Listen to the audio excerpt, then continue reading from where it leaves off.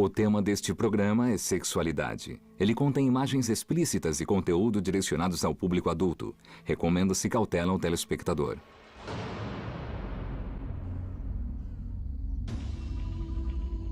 24 de agosto de 79 d.C.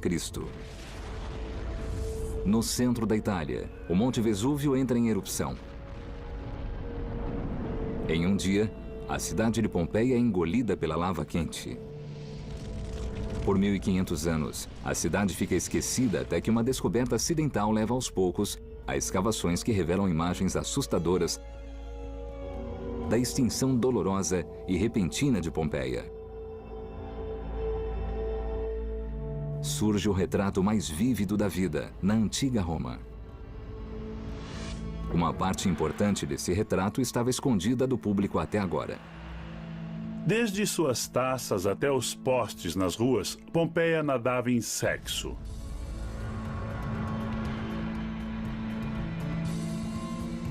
Ao invés de serem cidadãos romanos decentes, essas pessoas queriam um mundo fervilhante de sexo, sujeira e depravação. Há novas evidências de prostituição difundida, orgias e clubes de sexo, mulheres se vendendo para homens, homens para outros homens e homens para mulheres. Haveria um comércio de sexo escondido em Pompeia? E se havia, quem o controlava? Essa cidade era um ninho de pecado? Ou ela nos mostra um retrato mais verdadeiro do sexo na Roma Antiga? Um retrato escondido e agora pela primeira vez revelado.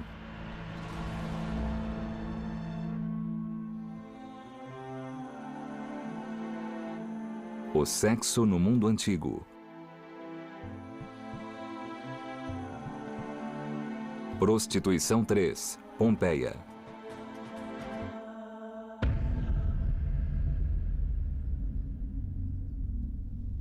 A vida sexual de Pompeia é um mistério. E como muitos mistérios, ela começa com um segredo. Aqui no Museu Arqueológico de Nápoles, há uma sala chamada de Gabinete Secreto. Durante centenas de anos, essa sala foi trancada.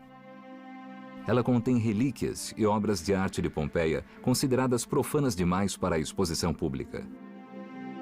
O que poderia ser tão chocante? Talvez sejam as dezenas de afrescos eróticos, os postes de rua fálicos, as taças sexualmente explícitas ou as muitas representações de Príapo, o deus da fertilidade, cuja figura aparece em obras de arte por toda a cidade. Era muito difícil as pessoas virem e se depararem com o que ia contra a moral cristã daquela época. E os elementos sexuais apareceram desde os primeiros estágios. Há uma história sobre um piquenique maravilhoso da corte de Carlos III. Eles escavam e descobrem uma estátua e há grande alvoroço entre o círculo da corte. A estátua é do famoso Pan fazendo amor com uma cabra.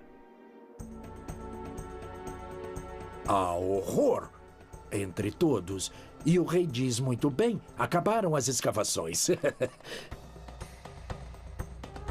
Até mesmo hoje, os artefatos sexuais de Pompeia provocam embaraço e controvérsia. Esses objetos são apenas a ponta do iceberg. Eles revelam o lado mais chocante de Pompeia.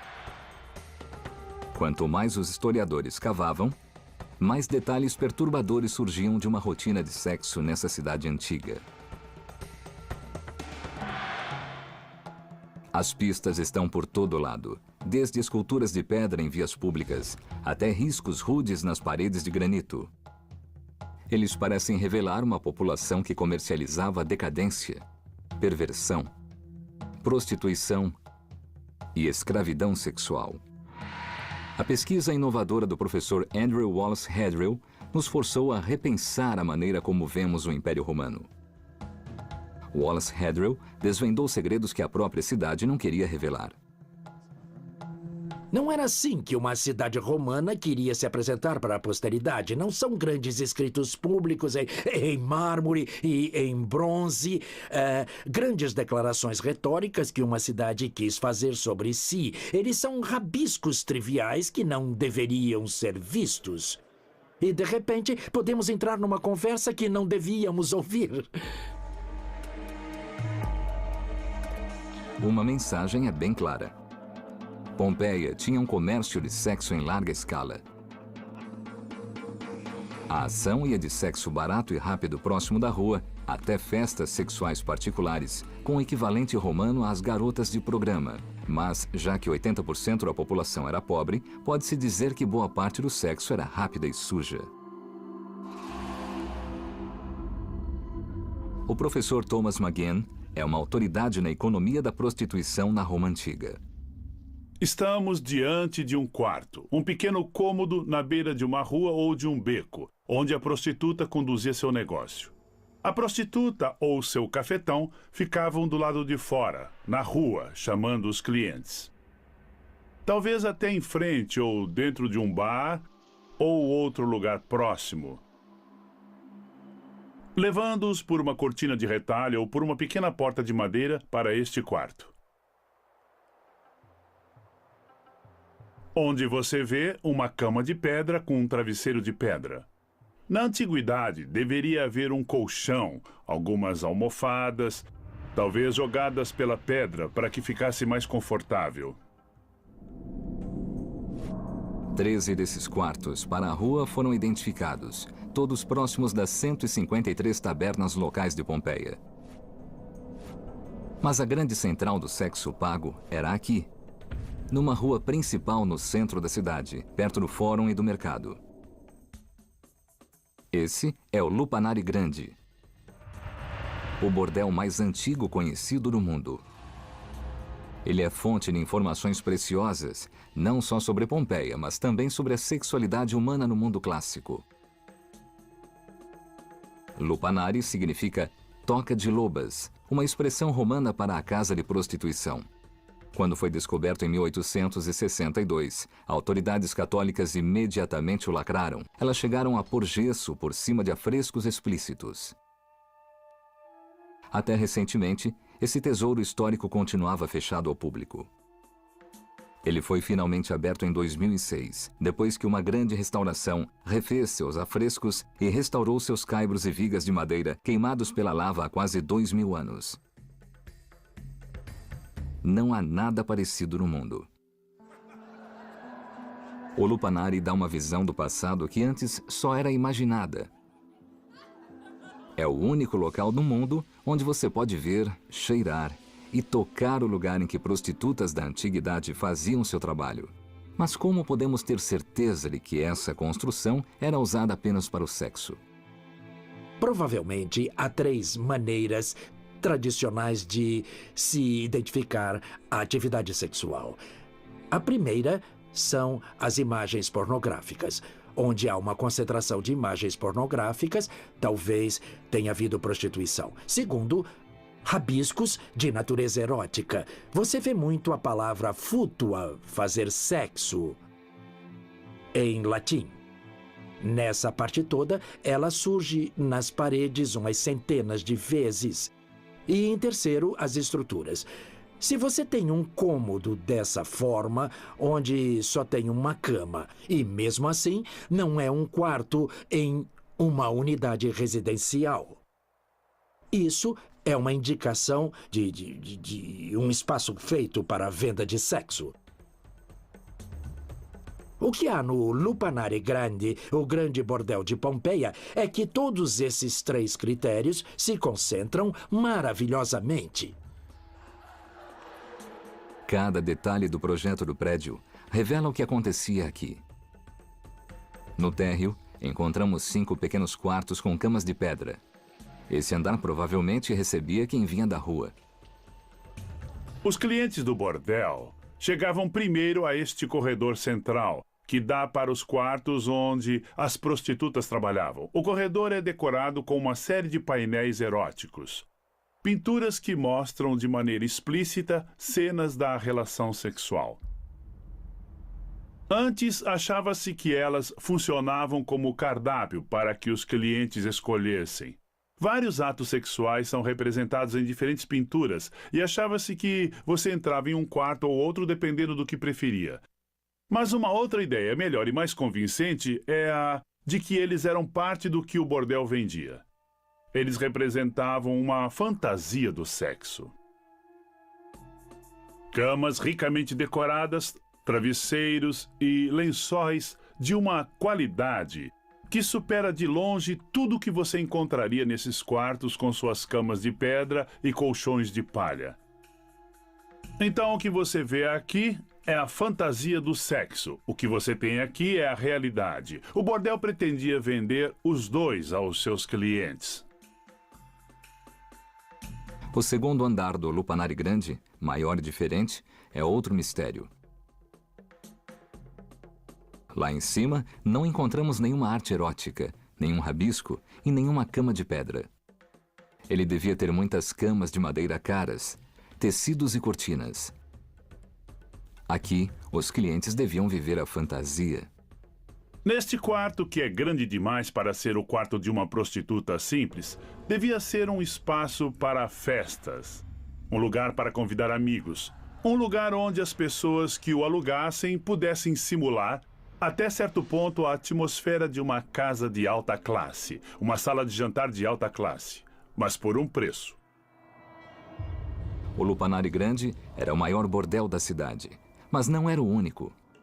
Arqueólogos encontraram ao menos 41 bordéis. E o número aumenta bastante se você incluir tabernas e hotéis, que eram locais comuns de prostituição. O sexo por dinheiro estava em toda parte. Mas por que havia tanto e por que ele era tão público? Por que o Império permitia isso? E quem lucrava com isso? Para ter as respostas, primeiro precisamos observar as vidas obscuras das próprias prostitutas.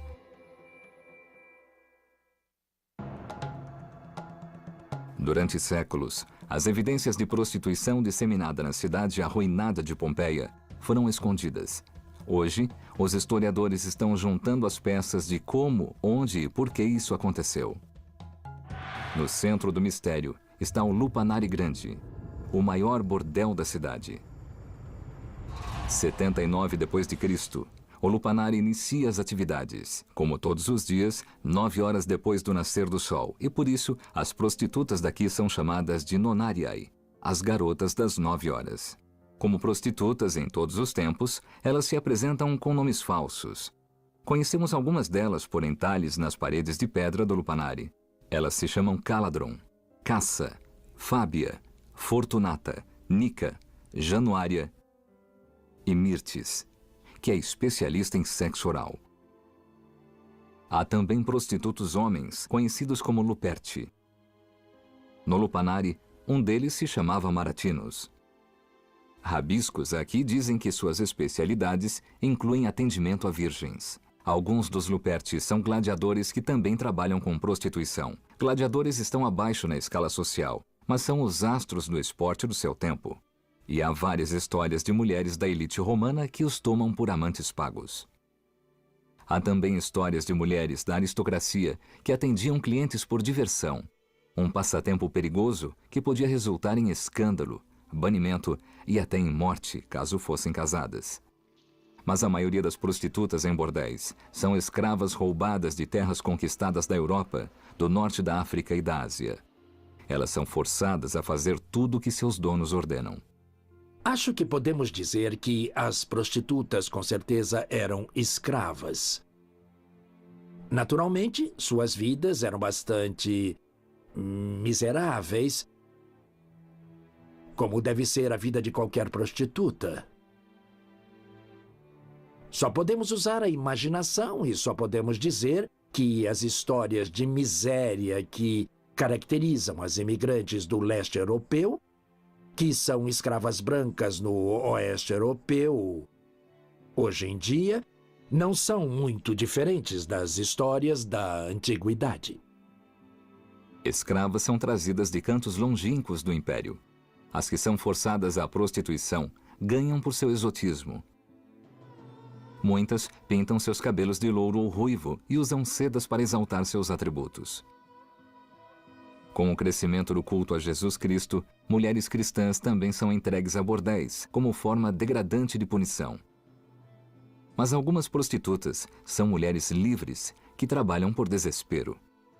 Elas são motivadas pelos mesmos fatores que atraem homens e mulheres para a prostituição hoje.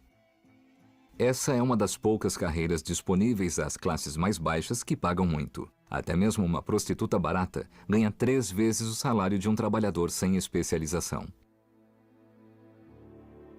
Na época, como agora, o preço também dependia da idade, habilidades e beleza. As mais baratas cobram 2 moedas de cobre, o preço de um pão. Essas mulheres precisam de muitos clientes para lucrar. Uma prostituta cara atende 1 ou 2 clientes por dia e cobra grandes somas, até 10 vezes mais. O homem prostituto, no máximo, ganha uma fração do preço de uma mulher. Apesar de suas histórias individuais, coletivamente esses homens e mulheres abastecem uma máquina econômica poderosa.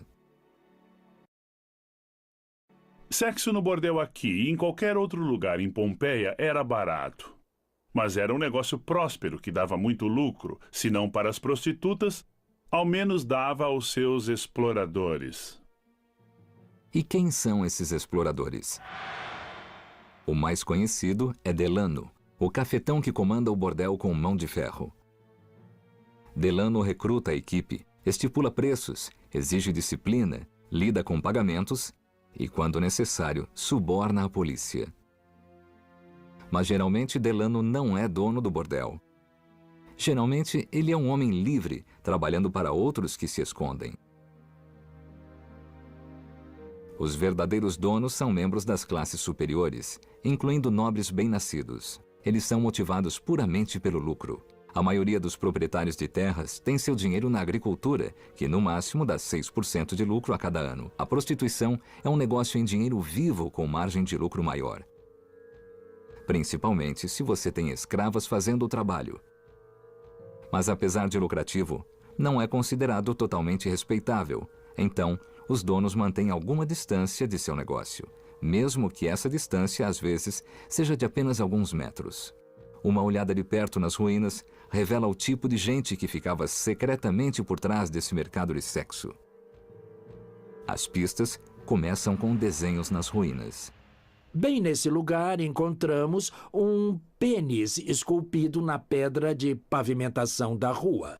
Esse pênis é um deleite para todos os turistas que passam por aqui. A história que contam é que ele aponta para um bordel e que o bordel é daqui a 2 ruas à esquerda. É uma história louca. Como isso pode significar que deve passar por 2 ruas para chegar ao bordel? Ele deve se referir a essa casa mesmo. Uma possibilidade é de que ele seja apenas uma placa de boa sorte. Pênis era um sinal de boa sorte. Mas outra possibilidade é de que indique prostituição dentro dessa casa. Para descobrir, vamos entrar. Essa casa tem um lado respeitável e um lado menos respeitável. Aqui estamos no átrio, entramos pela rua principal. Essa é a rua grande, a Via della Abundanza. Temos o implúvio, um espaço grande, típico de uma casa romana, rodeado de quartos aqui. E aqui as salas grandes de recepção. E tudo isso faz parte de uma casa respeitável comum romana. Mas bem lá no fundo, há o outro lado da atividade deles. Se formos por essa passagem estreita, chegamos à ala de serviçais da casa, digamos. Isso provavelmente é a cozinha. E passando por esta porta bem estreita aqui encontramos os quartos das prostitutas e descobrimos um pouco sobre como o dono da casa ganhava seu dinheiro. 1, 2, e do outro lado da parede ao terceiro. Aqui você tem uma pequena entrada vinda da rua, algumas escadas subindo, então ele provavelmente alugava quartos. Ele podia ter outras garotas trabalhando lá em cima também. Poderia ter meia dúzia com facilidade. Então, às escondidas, esse cara, na verdade, comandava um bordel. A atitude da elite em relação ao sexo público e privado era, no mínimo, complicada. e começa a explicar por que ele acontecia tanto e tão publicamente.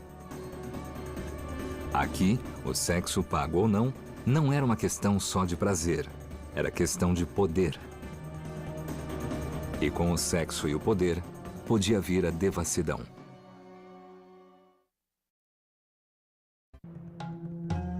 Novas evidências revelam que a cidade romana perdida de Pompeia tinha um próspero mercado de sexo. Um mercado que envolvia todas as camadas da sociedade.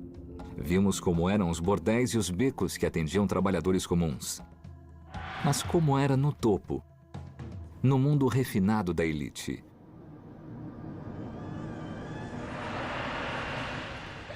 Em 79 d.C., essa era a Floralia, um festival de prostitutas iniciado por volta de 238 a.C. O festival é dedicado a Flora, uma trabalhadora muito bem-sucedida que deixou sua propriedade ao povo romano e criou um fundo anual para comemorar seu aniversário com uma grande festa na rua. O autor cristão Lactâncio escreve desaprovando. As prostitutas, para importunar a multidão, tiram suas roupas e agem como atrizes diante da plateia. Isso se estende até que os espectadores, sem vergonha, estejam saciados. Para homens da alta classe e moralistas, esse tipo de exibição é considerado vulgar. Para eles, o sexo não deve ser gratuito para todos. Ele deve ser uma afirmação cuidadosa de honra, força e poder. O conceito de honra unia as virtudes tanto de homens quanto de mulheres. Na antiguidade, no mundo romano. Para homens, a masculinidade abrangia a habilidade de expressar poder sobre a emoção de outro e também de usar esse poder para controlar os outros. Na literatura romana, geralmente nós vemos a atividade sexual meramente como uma expressão de poder, onde a pessoa que penetra é a que está no controle, exercendo uma identidade poderosa. E a pessoa que está sendo penetrada é a que perdeu o controle e, portanto, tem um status rebaixado. Esposas são imunes a essa degradação, já que seu papel não é primordialmente sexual, mas social. Os casamentos acontecem para preservar status, aumentar riquezas ou forjar alianças políticas. Uma esposa romana é mãe, anfitriã e gerente da casa. Muitas delas raramente fazem sexo com seus maridos, mas se tivessem amantes, tinham que ser discretas, porque se pegas, elas pagavam um preço alto. O adultério era muito associado à mulher, mais do que ao homem. E já que o chefe da casa, o pai de família, tinha poder sobre a vida e a morte de todos os membros da casa, ele podia se aproveitar desse poder para punir a sua esposa e, se ela fosse infiel, sem piedade nenhuma. De acordo com a literatura da época, isso não as impedia. Mulheres de classes mais altas tinham amantes de todos os níveis da sociedade. Elas participavam de orgias, trabalhavam em bordéis e também contratavam prostitutos. Homem ou mulher, se você é membro da classe dominante, o comércio do sexo em Pompeia oferece muitas opções. Muitos maridos nem precisavam procurar além de suas casas. Há todo um submundo de garotas escravas fornecendo sexo. Fornecem sexo até dentro da casa da família. E ex-escravas ofereciam um mundo de serviços sexuais. Isso era verdade para os níveis mais altos da sociedade. Mas o que acontecia no topo? As evidências em Pompeia mostram que alguns dos cidadãos mais ricos da cidade tinham desejos que iam muito além de explorar sexualmente suas escravas. No linguajar contemporâneo, são chamadas de swingers. Encontrei 7 exemplos de arte erótica explícita no contexto de casas particulares que sugerem não a presença de um bordel, mas de um clube de sexo. O dono da casa convidava seus amigos para a festa, com ele e mulheres, provavelmente prostitutas, que eram trazidas para a ocasião. Geralmente o status dos donos dessas casas era bem alto. Estamos falando da elite de Pompeia. Pode não ser o que todo mundo fazia, mas não era nada ilegal ou sujeito a censura moral grave. Mas como sabemos a diferença entre um bordel e um clube de sexo particular da elite? Historiadores procuram pistas, começando com a acessibilidade. Quanto mais difícil fosse para encontrar o quarto, mais provavelmente ele seria usado para diversões particulares. Essa é a Casa dos Centinori, é uma construção distinta da época. Um átrio duplo, um magnífico jardim em estilo parisiense, decoração rica para todo lado. E você pode ter certeza de que isso pertencia a alguém do nível mais alto da cidade, um dos magistrados. E agora, eu deixei os grandes espaços abertos, o magnífico jardim, e vindo para o fim desse corredor, chegamos a uma área completamente reservada da casa. Primeiro nessa área e depois em um pequeno cômodo. E ele é como uma antecâmara. Perceba que a decoração é muito bonita aqui. Está no nível do resto da casa. E, finalmente, a sala mais curiosa, que está cheia de cenas pornográficas.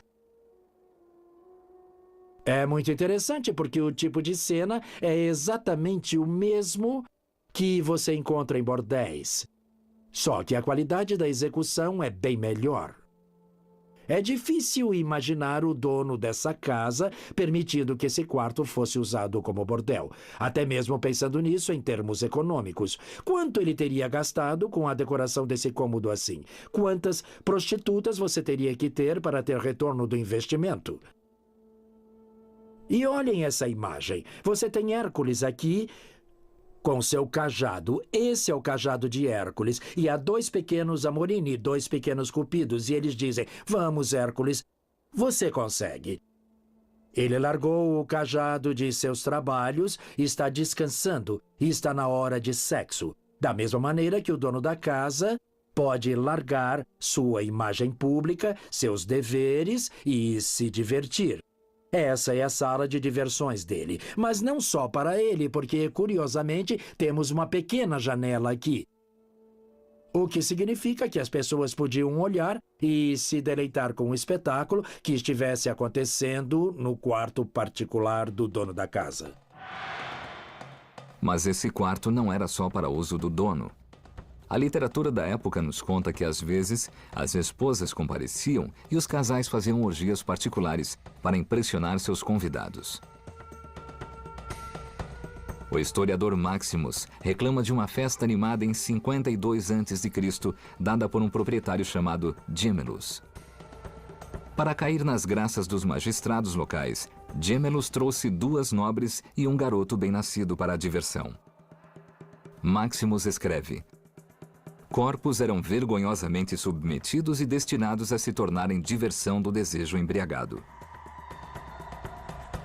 Mas a verdadeira reclamação de Maximus não era exatamente pelo sexo, era a maneira como Gemellus o usava tão abertamente para seu status social e político. E esse podia ser o objetivo do sexo em Pompeia. Escondido na maioria dos poderes romanos, ele era um instrumento de riqueza, uma marca de poder e uma ferramenta para o progresso pessoal. Em todos os níveis da sociedade romana, o sexo era uma moeda de troca. E se alguém seguisse o dinheiro, ele levaria a direções surpreendentes, direto ao imperador.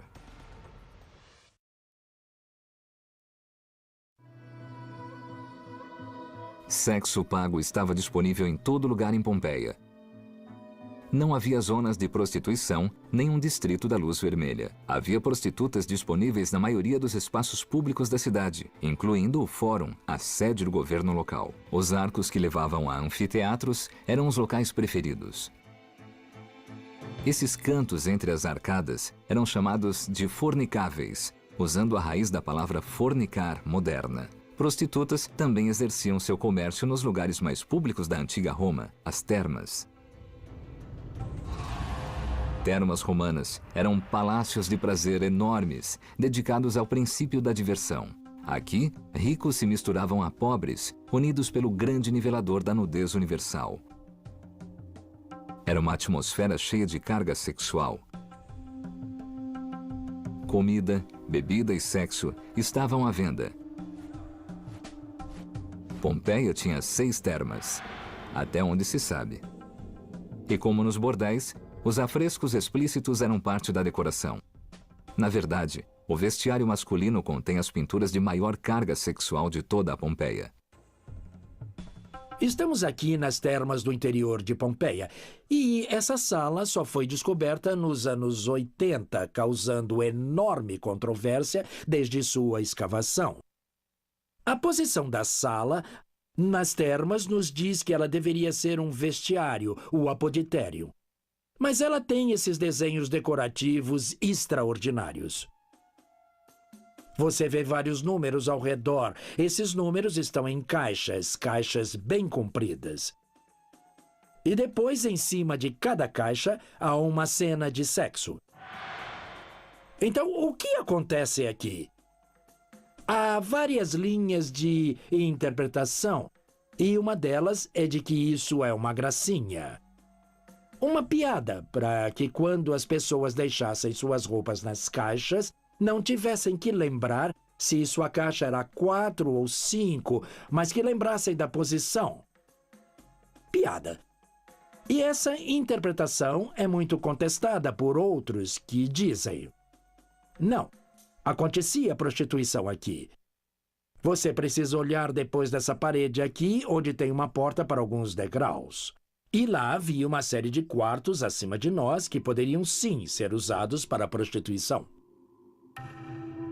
Tudo isso confunde os observadores modernos. 2 imagens surgem das antigas ruínas de Roma. A que geralmente vemos mostra uma civilização que vivia sob códigos estritos de honra e pudor. Mas as ruínas de Pompeia revelam uma cidade mergulhada no sexo. Como a prostituição em Pompeia pode ter sido tão aberta e difundida? A resposta pode estar nos vários chefes de Estado de Roma. 44 a.C., Augustus substitui Júlio César como líder do mundo romano. Diferente de César, um playboy pansexual, Augustus tem caráter mais conservador. Por volta de 10 a.C., ele aprova uma série de leis que promovem os valores familiares. A elite só pode se casar entre si e deve ter filhos nobres. Casais sem filhos são penalizados e solteiros são taxados. E mais importante, o adultério se torna um delito. Mas e a prostituição?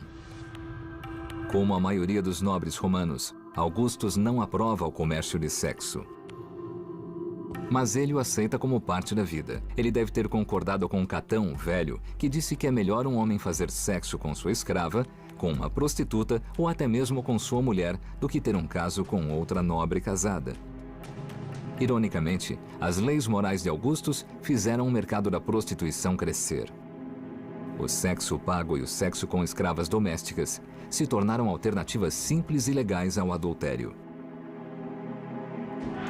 Há prostitutas, há garotas escravas, há ex-escravas. Você pode ir atrás delas o quanto quiser. Mas, pelo amor de Deus, não arrisque tudo perseguindo mulheres casadas.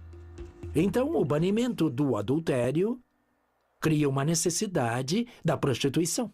O que a lei do adultério fez foi tentar usar prostitutas para o bem público, essencialmente utilizando-as como uma distração para os homens longe das mulheres respeitáveis. Mulheres respeitáveis seriam protegidas graças aos serviços de prostitutas, porque o adultério agora era ilegal. Ficou importante saber exatamente quem eram as prostitutas. Então, um sistema de registro geral foi criado. Pela lei, prostitutas agora tinham que se registrar com um burocrata chamado de ideale. Ele anota nome, idade, local de nascimento e pseudônimo.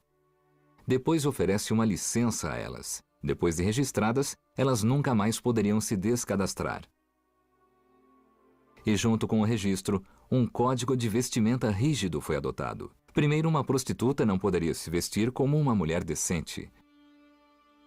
Ela tinha que vestir uma toga masculina e não poderia usar a cor real, o roxo, nem tecidos floridos. Ela não poderia prender o cabelo todo como as esposas romanas. O registro reforçou a distância social entre prostitutas e o resto da sociedade. Vários tipos de atividades o difamavam para sempre e não permitiam que você participasse da vida pública. Se você aparecesse no palco, se aparecesse como gladiador e se tivesse qualquer coisa a ver com a prostituição. Inicialmente, o Império se envolveu com o comércio de sexo por razões morais, mas continuou envolvido por motivos financeiros. Em 40 d.C., o imperador Calígula criou um imposto federal sobre a prostituição, um imposto que encheu os cofres do imperador e do império. Por causa do imposto, agora era um interesse do Estado que a prostituição prosperasse. Mas a questão fica: isso levou à hipersexualização de Pompeia? O sistema saiu dos trilhos, criando uma cidade escandalosa, notória por seus pecados e excessos? Pompeia é a capital sexual do Império? Ou havia outra cidade ainda mais extrema?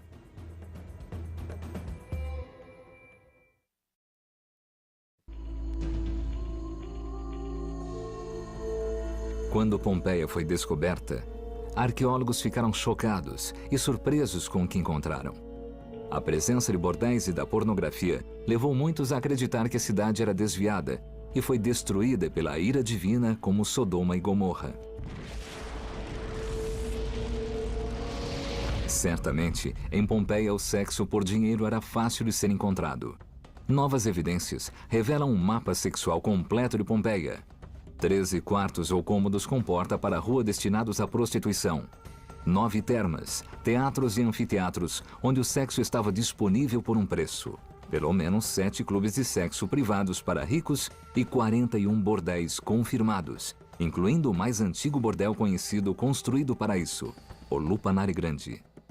São muitos bordéis para uma cidade de 6.000 pessoas. A evidência parece apontar para Pompeia como indiscutível capital sexual. Mas investigações modernas revelam que Pompeia não era a Las Vegas, nem a Sodoma e Gomorra de sua época. Na verdade, era um lugar bem pequeno e comum. Quando as pessoas souberam das representações de sexualidade aqui, elas acharam que Pompeia pudesse ter sido a origem da Dolce Vita. Mas Pompeia era provavelmente vista pelos romanos como um bom lugar para fazer compras.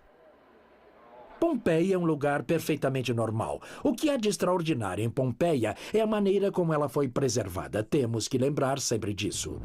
Outros lugares não tinham um vulcão por cima.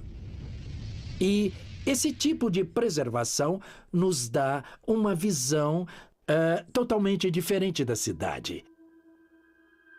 Então, se Pompeia não era o centro da prostituição antiga, onde ficava a verdadeira capital do sexo? O que você vê em Pompeia, comparado com Roma, é realmente muito pouco.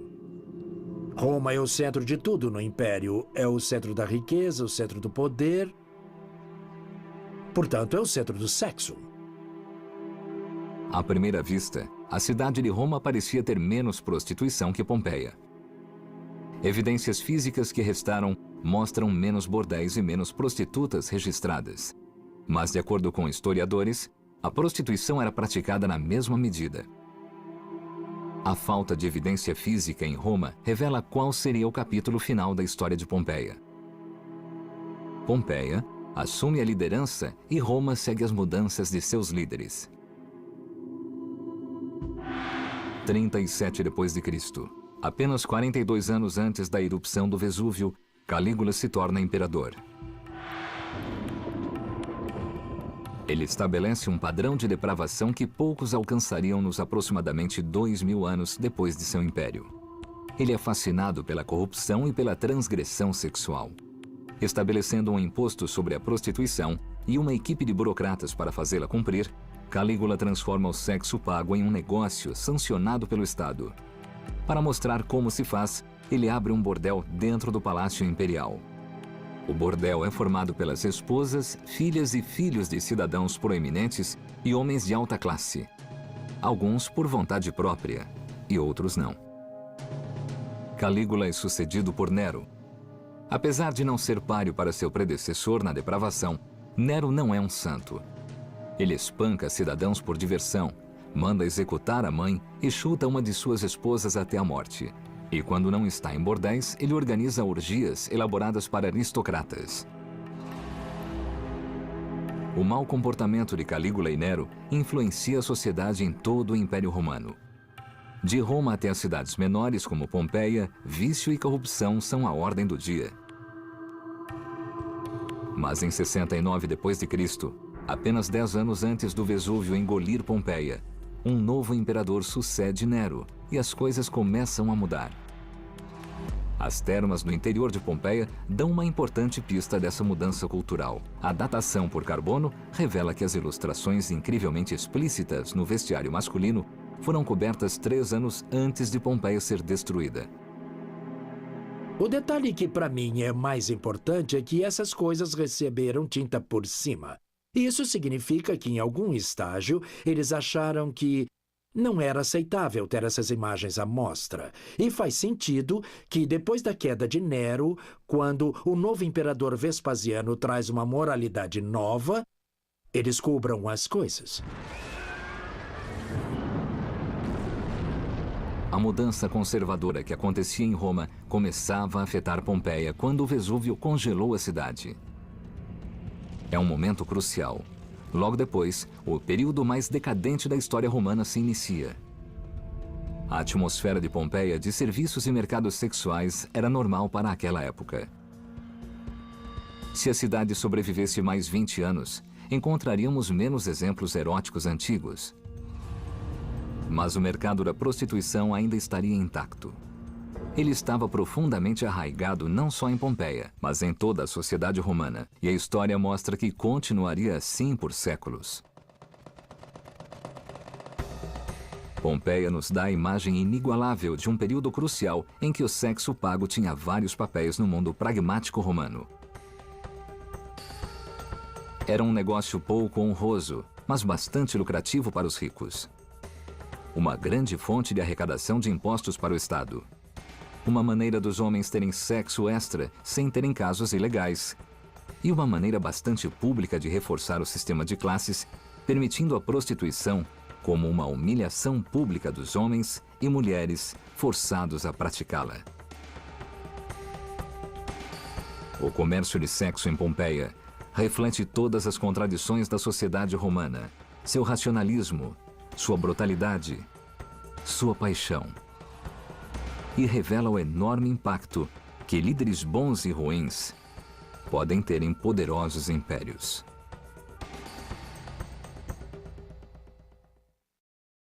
Pedra para que ficasse mais confortável.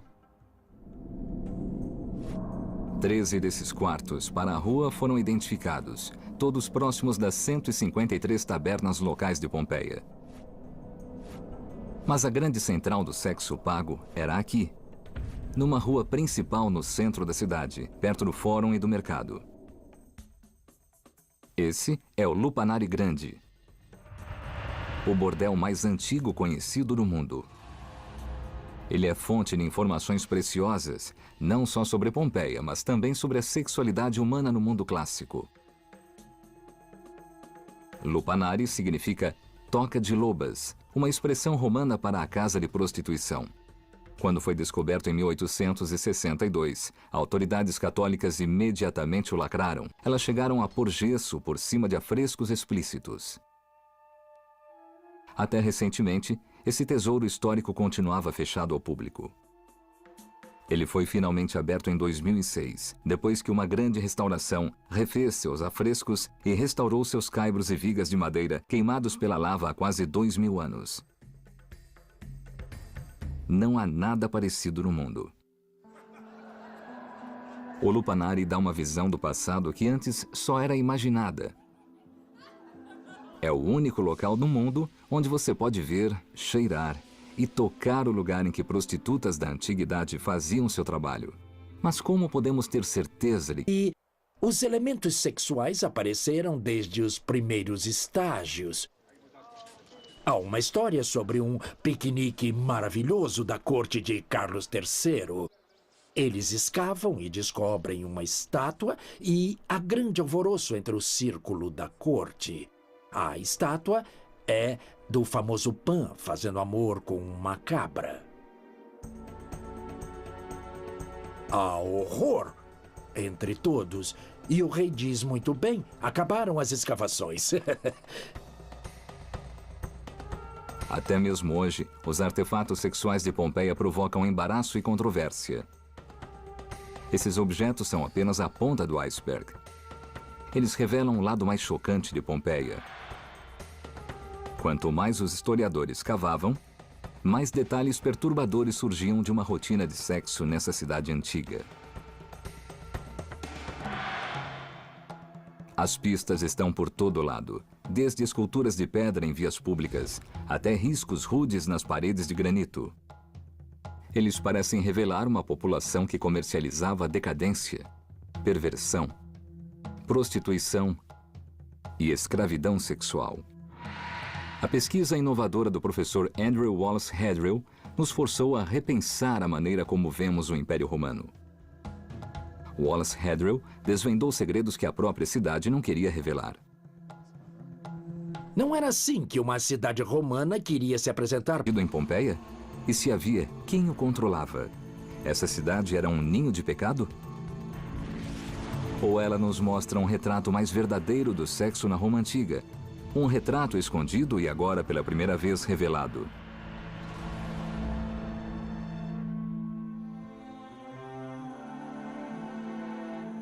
O sexo no mundo antigo. Prostituição 3, Pompeia.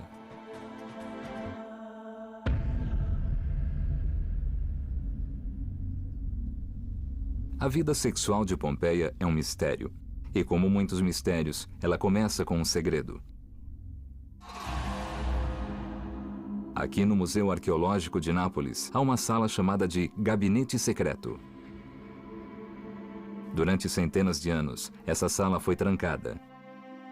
Ela contém relíquias e obras de arte de Pompeia consideradas profanas demais para a exposição pública. O que poderia ser tão chocante? Talvez sejam as dezenas de afrescos eróticos, os postes de rua fálicos, as taças sexualmente explícitas ou as muitas representações de Príapo, o deus da fertilidade, cuja figura aparece em obras de arte por toda a cidade. Era muito difícil as pessoas virem e se depararem com o que ia contra a moral cristã daquela época. E para a posteridade, não são grandes escritos públicos em mármore e em bronze, grandes declarações retóricas que uma cidade quis fazer sobre si. Eles são rabiscos triviais que não deveriam ser vistos. E, de repente, podemos entrar numa conversa que não devíamos ouvir. Uma mensagem é bem clara. Pompeia tinha um comércio de sexo em larga escala. A ação ia de sexo barato e rápido próximo da rua até festas sexuais particulares, com o equivalente romano às garotas de programa. Mas, já que 80% da população era pobre, pode-se dizer que boa parte do sexo era rápida e suja.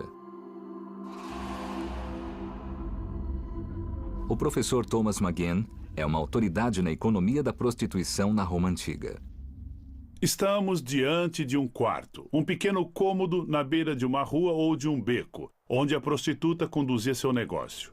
A prostituta ou seu cafetão ficavam do lado de fora, na rua, chamando os clientes. Talvez até em frente ou dentro de um bar ou outro lugar próximo, levando-os por uma cortina de retalho ou por uma pequena porta de madeira para este quarto, onde você vê uma cama de pedra com um travesseiro de pedra. Na antiguidade, deveria haver um colchão, algumas almofadas, talvez jogadas pela... O tema deste programa é sexualidade. Ele contém imagens explícitas e conteúdo direcionados ao público adulto. Recomenda-se cautela ao telespectador.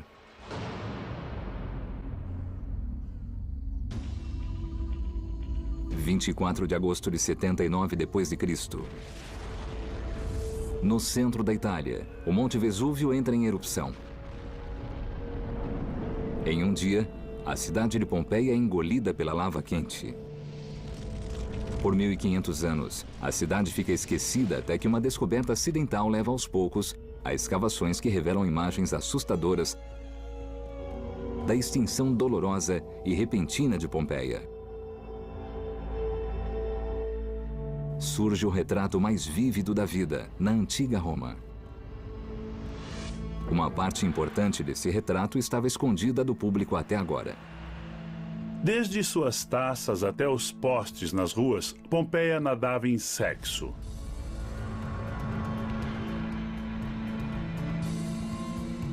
Ao invés de serem cidadãos romanos decentes, essas pessoas queriam um mundo fervilhante de sexo, sujeira e depravação. Há novas evidências de prostituição difundida, orgias e clubes de sexo, mulheres se vendendo para homens, homens para outros homens e homens para mulheres. Haveria um comércio de sexo escondido